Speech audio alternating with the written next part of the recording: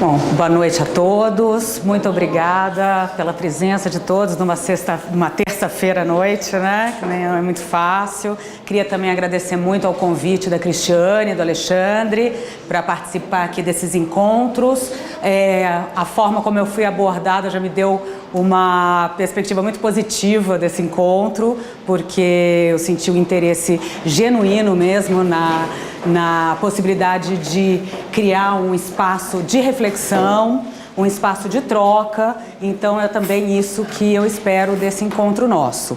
Eu já digo para vocês que infelizmente eu tenho um horário um pouquinho complicado, então eu vou ter até 8h15 no máximo aqui, então por isso eu vou tentar abreviar ao máximo também a minha apresentação, para que vocês tenham tempo de perguntar, questionar, problematizar. Isso é importante para a gente também, porque esse é um material super novo, a gente está testando ainda, é um material feito para potenciais proponentes, né, potenciais inscritos na lei de incentivo.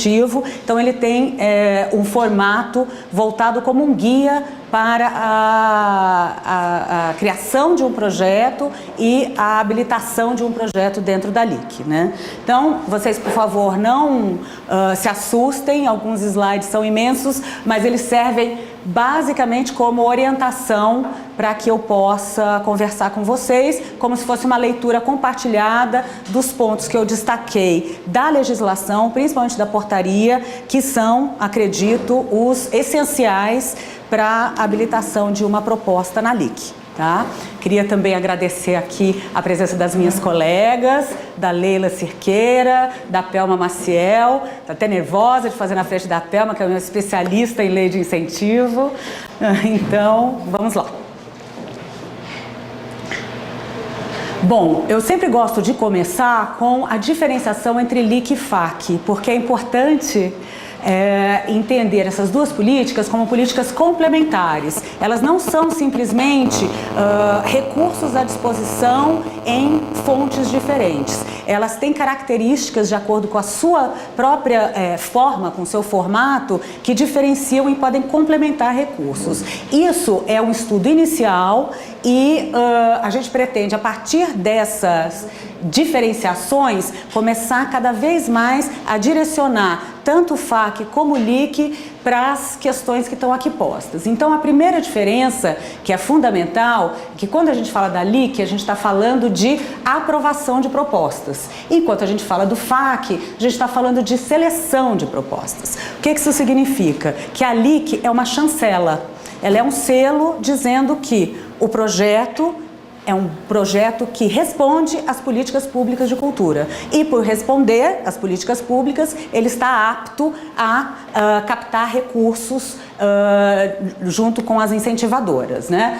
Quais são os três grandes critérios utilizados para aprovação? O mérito da proposta, quer dizer, obviamente, se é uma proposta essencialmente artístico-cultural, né, se ela se enquadra na lei por isso, se a proposta apresenta alguns critérios necessários, como originalidade, qualidade artístico-cultural, diversidade de linguagens contempladas, quer dizer, são vários critérios que são utilizados para análise de mérito da proposta. O interesse público, análise de mérito também, análise do produtor, isso é muito importante, né, do currículo do produtor, do portfólio da empresa, caso seja uma pessoa jurídica. O interesse público basicamente, se é uma proposta que se alinha às estratégias de uma efetiva política pública, ou seja, descentralização, democratização do acesso, ações de capacitação, ações de sustentabilidade, quer dizer, uma série de critérios que estão previstos que definem o que é o interesse público no caso de projetos artístico-culturais. E a adequação orçamentária. O que está sendo pedido realmente, efetivamente, corresponde ao que está sendo oferecido? Né? Basicamente é isso. Nas No FAC, a diferença é que cada vez mais a Secretaria trabalha com comissões temáticas. Então você tem 2 projetos. Um projeto apresenta características que façam com que ele se destaque, ele vai se sobrepor ao outro, que não necessariamente não poderia ser contemplado, ele poderia ser contemplado, mas como é uma estratégia de seleção, existe uma questão aí que é quem está na frente. Então isso é o que define os trabalhos que são encaminhados para o FAC, né?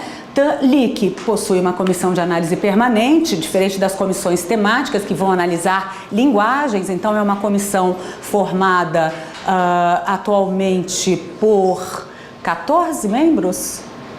Acho que 14 membros, sendo metade da sociedade civil e metade da Secretaria de Cultura. A gente buscou uma composição de CAP o mais abrangente possível, o mais heterogênea possível também. Então a gente tem representantes das diferentes linguagens, quem trabalha mais no meio acadêmico, quem é produtor cultural. Todos foram indicados por entidades ou associações para dar também uma maior lisura ao processo.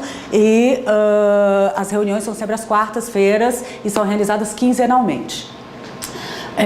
A diferença, então, com essas questões, quer dizer, a LIC, uma chancela, enquanto o FAC faz uma seleção, se espelha principalmente na função do Estado em relação a esses 2 mecanismos de fomento. Obrigada. Na LIC, o Estado é regulador, ou seja, como eu disse, é uma chancela de que aquele projeto corresponde a critérios que são necessários para a aprovação de um projeto, enquanto que no FAC o Estado tem um papel mais de indutor de política.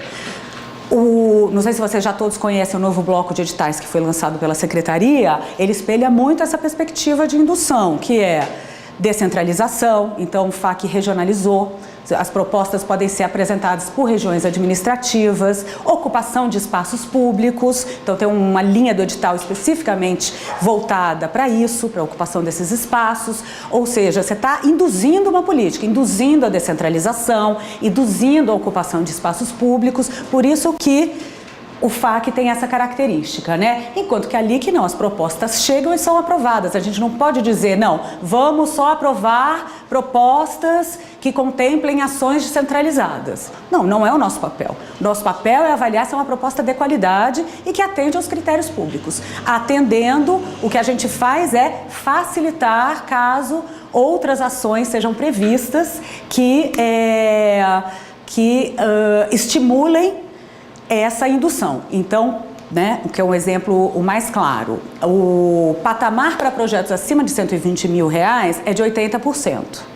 Porém, nós criamos 7 critérios que, se desses 7, 4 forem atendidos, a isenção vai para 99%, o que facilita muito também a busca de recursos junto às incentivadoras. Então, a gente não vai deixar de aprovar um projeto, mas a gente facilita, a gente induz, de uma certa maneira, que esse projeto contemple outras ações socioculturais previstas na legislação.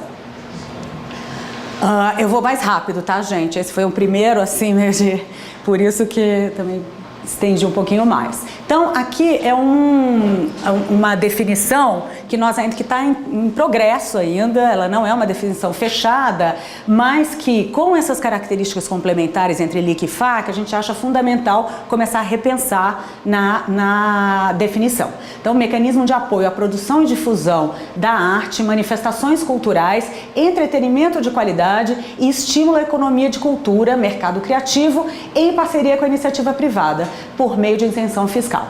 Uma parceria que vai envolver os realizadores culturais, produtores independentes, equipamentos e programas prioritários, também está previsto na legislação que parte do recurso da LIC possa ir para a recuperação do patrimônio material, por exemplo, né? Então isso seria um programa prioritário.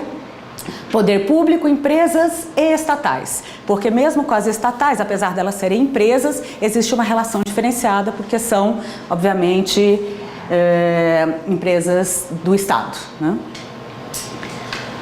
Aqui, para deixar mais clara a visualização de quem está envolvido nesse projeto, né, nós temos a Secretaria da Fazenda, que é quem define os percentuais de isenção todos os anos, a Secretaria da Cultura, que faz a gestão do programa, as empresas e os estatais, e quem que é beneficiado com isso, né? Por um lado, quem são os agentes, por outro lado, quais são as ações culturais beneficiadas. Então, o nosso trabalho tem sido muito forte até agora com produtores e realizadores e artistas. Eu faço essa diferenciação porque a gente recebe 80% das propostas são vinculadas a mostras e festivais, ou seja, são propostas de difusão, que não são necessariamente propostas por artistas, mas sim por produtores, mas nós também temos lá uma linha que nós recebemos propostas de manutenção, circulação, montagem de espetáculos e daí mais focado nos artistas. Mas eu posso te dizer para vocês com segurança que 80% das propostas são propostas de difusão, propostas que permitem agregar diferentes linguagens e que são voltadas para o público final, né? O que a gente quer começar a trabalhar cada vez mais? E daí a ajuda dos produtores é fundamental. Com coletivos, nas ocupações que estão acontecendo, super bacanas, ocupação, por exemplo, do setor comercial sul, né? Ocupação do CONIC. Quer dizer, como que a gente pode, de alguma maneira, também ser parceiro nisso? Principalmente nessa articulação com a iniciativa privada e chancelando projetos que são para espaços assim, que são normalmente criados por coletivos, né? Associações e fundações, ou seja, organizações sem fins lucrativos, que também demandam um estreitamento na relação com o Estado e as propostas, né? Mostras, grupos, espaços independentes, ou seja, a possibilidade de inscrever um plano anual de um espaço independente, seja um espaço de artes, um espaço de pensamento crítico, um espaço que propõe ações culturais num plano anual que permita com que ele sobreviva independente de um projeto. O plano anual, a diferença dele é que ele é feito num cronograma, né? Enquanto que um evento, uma ação, ela é um projeto com um começo, meio e fim muito específico. Além de equipamentos e programas.